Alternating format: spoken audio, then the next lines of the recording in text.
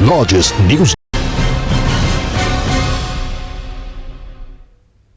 चलिए नाज़रीन, इंतखाबी जंग 2019 में सुबह से हम आपको तमाम तर अपडेट दे रहे हैं कि किस तरह से आज जो सेकंड फेज रहा उसमें तमाम वोटर्स ने बढ़ चढ़ कर हिस्सा लिया है। कहाँ किसको क्या दिक्कत पेश आई उससे भी हमने आपको वाकिफ करवाया है। चलिए, हमारे साथ हमारे पैनलिस्ट भी मौजूद हैं, हमारे साथ कुछ खास मेहमान हैं, उनसे भी हम बातचीत अपनी जारी रखेंगे। उससे पहले हम आपको सीधे लिए चलते हैं बुलंदशहर, जहां मौजूद है हमारे साथी तंजीर आपके पास आना चाहेंगे और आपसे जानना चाहेंगे आज दिन भर जिस तरह से तमाम तर सरगर्मियां रही हैं, खासतौर से जो पोलिंग सेंटर्स की अगर हम बात करें तो वहां पर बुलंदशहर या उसके आसपास के इलाकों में क्या कुछ दिक्कतें जो है वो जनरली देखने में आई और उसके अलावा वोटिंग परसेंटेज।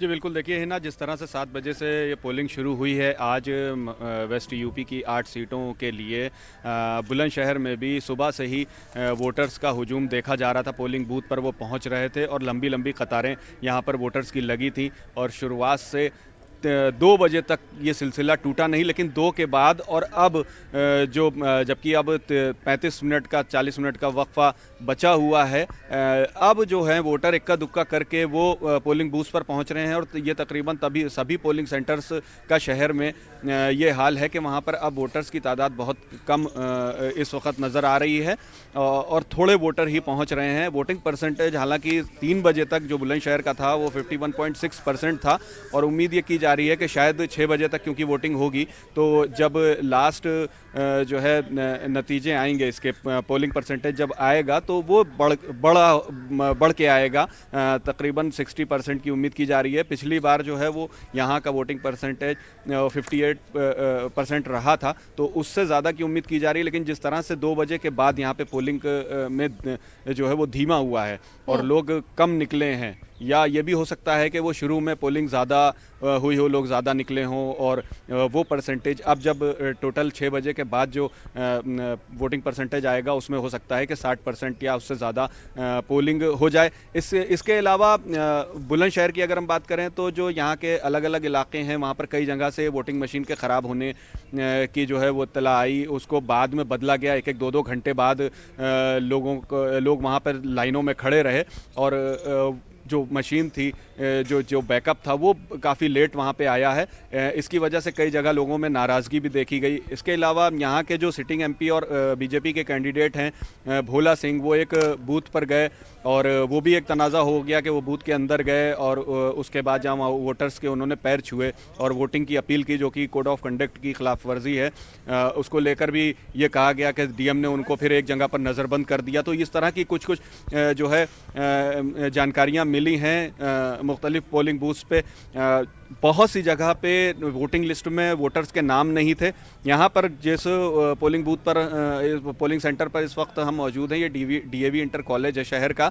यहाँ पर भी बहुत से वोटर्स हैं जो वोट कास्ट करके आए हैं। क्या दिक्कतें यहाँ पे आई हैं? आपको क्या लगता है कि किस तरह से वोटिंग मशीन की परेशानी आई है, वोटिंग लिस्ट में नाम वगैरह की दिक्कत आई?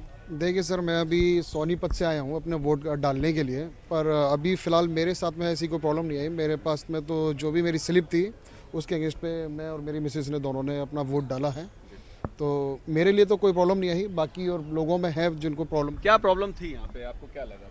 सर मुझे भी कोई प्रॉब्लम महसूस नहीं हुई, मेरा वोट जो था वो क्लियर हो गया। मुझे पर्ची भी दिखी कुछ सेकंड के लिए, ऐसी कोई खास दिक्कत मुझे महसूस नहीं हुई। लोग यहाँ पे बता रहे थे कि वो वोटिंग लिस्ट में नाम नहीं था, कई लोग बाहर से वापस चले गए हैं। तो इस तरह की वोटर लिस्ट के नाम की बात नहीं है, उसमें नाम गलत है।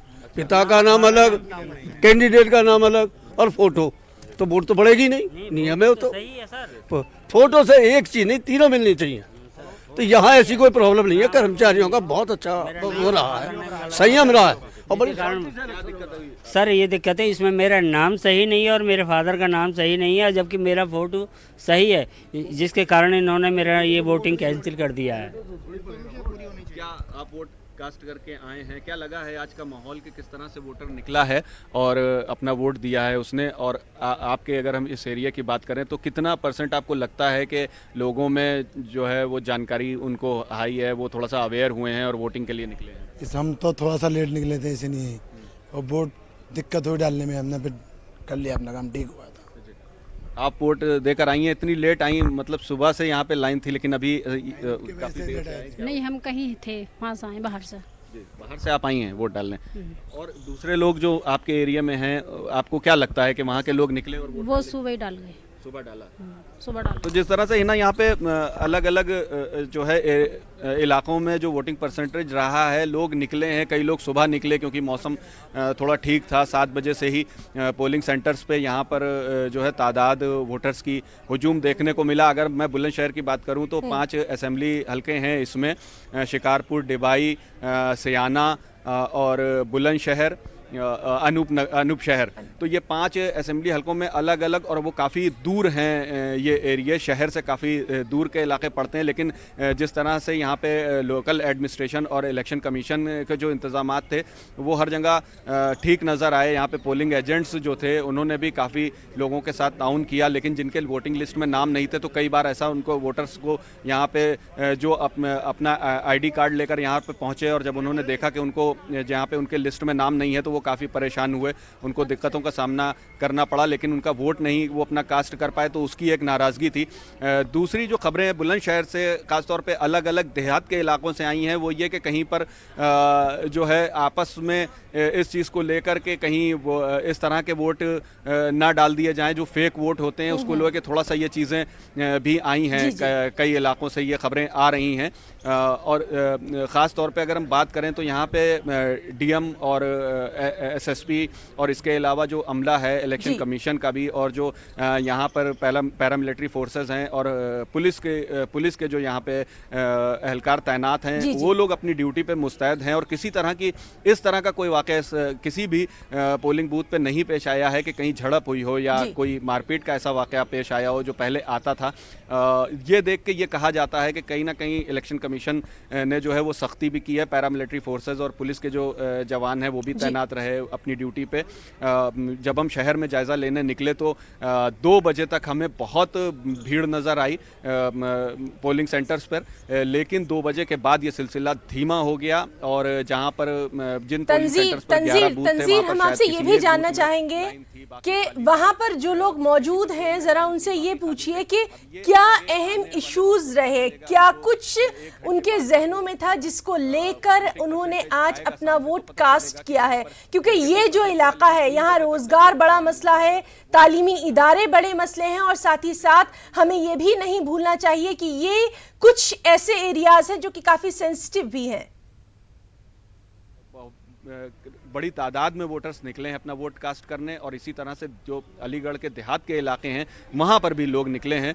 तो ये कहा जा सकता है कि एक थोड़ा सा नौजवानों में जो लोग पहली बार अपना वोट कास्ट कर रहे थे उनमें जोश नज़र आया, और जो वोटर्स थे वो कहीं अपने हक़ को लेकर ज़रूर इस तरह से बेदार हुए हैं। अवेयरनेस उनमें आई है कि वो वोट कास्ट करने निकले हैं। कल मौसम ख़राब ज़रूर था, लेकिन आज जो वोटिंग है वो सुबह से ही लोगों का हुजूम जो है वो पोलिंग सेंटर्स पर और बूथ पर नज़र आया है। जिस तरह के इंतज़ामात हमने देखे हैं, आप कहेंगे कि उस मुतमईन हैं जो यहाँ के वोटर हैं। कौन किसको चुनता है ये आने वाले वक्त में पता चलेगा जब नतीजे आएंगे, लेकिन वोटर्स ने निकलकर अपने हक़ का इस्तेमाल किया है। तो नाज़रीन, ये थे हमारे साथी तंजीर जो कि लगातार वहाँ जितने भी इलाके हैं उनका हमें अपडेट दे रहे थे। इस वक्त बुलंदशहर से वो हमारे साथ मौजूद थे और उनका यही कहना था कि आम तौर पर